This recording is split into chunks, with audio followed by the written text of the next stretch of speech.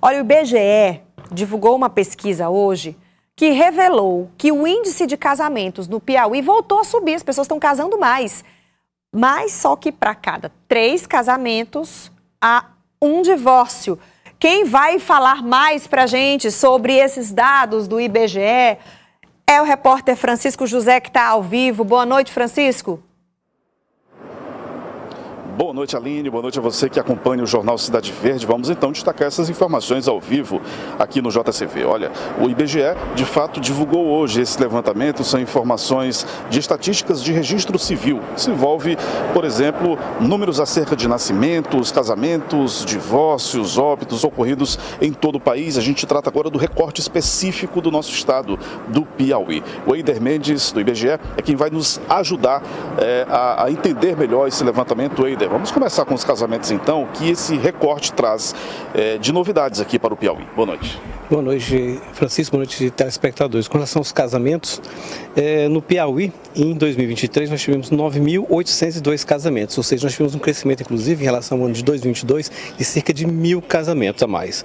Um crescimento, uma elevação de 11,7%, inclusive na contramão do que está ocorrendo no país. Sempre quando a gente fala de casamento, desses números há um contraponto a ser considerado, que são os divórcios. O que o levantamento traz a respeito dessa questão de números específicos de divórcios, Eider? Bem, com relação a divórcios, nós tivemos no Piauí em 2023, que foi o último ano da pesquisa do Registro Civil, 3.125 divórcios concedidos em primeira instância ou realizados por escrituras extrajudiciais. Foi um aumento de 16,8%, com 451 divórcios a mais. Inclusive, foi o mais alto número de toda a série histórica desde 2009, quando nós começamos o Registro Civil. Ou seja, apesar de uma elevação considerável no número de casamentos, há também, em contrapartida, um número elevado de divórcios. Isso, exatamente. Com relação, por exemplo, ao número de casamentos, nós tivemos um pouco mais de 9.000 casamentos em 2023 e mais de 3.000. Dá praticamente 3 casamentos para um divórcio, na realidade. Vamos falar sobre nascimentos, quais são os números registrados também nesse recorte? Com relação a nascimentos, nós tivemos em 2023 mais uma queda, o segundo ano seguido de queda da população, em termos de nascimentos registrados em cartório. 41.461 nascimentos registrados em 2023, uma queda de praticamente 1% em termos de nascimento. Agora, em termos de nascimento, a gente tem que comparar, por exemplo, com o maior registro na série histórica, que foi em 2018. Foram mais de 47.000 nascimentos. E agora, em 2023, nós tivemos 6.500 nascimentos a menos. Não chegamos nem a recuperar o número de nascimentos pré-pandemia.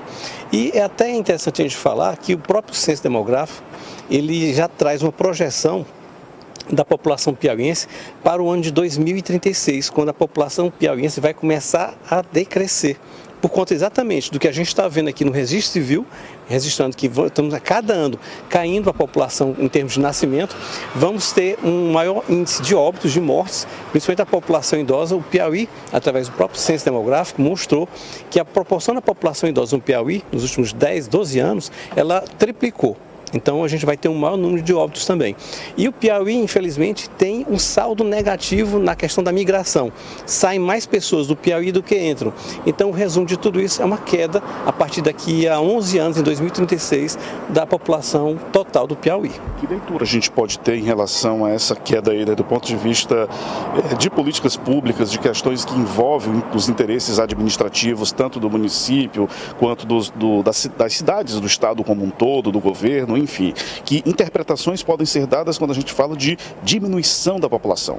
Bem, a diminuição da população, no caso do nascimento especificamente, nós temos, por exemplo, um caso que é muito patente. As mulheres estão tendo filhos cada vez mais tarde, né? Elas estudam mais do que os homens, querem progredir na sua carreira, que é legítimo, então elas postergam o nascimento. Então, e também as famílias, no planejamento familiar, talvez as famílias estejam cada vez mais priorizando ter menos filhos e dar talvez até mais condições para os filhos que têm.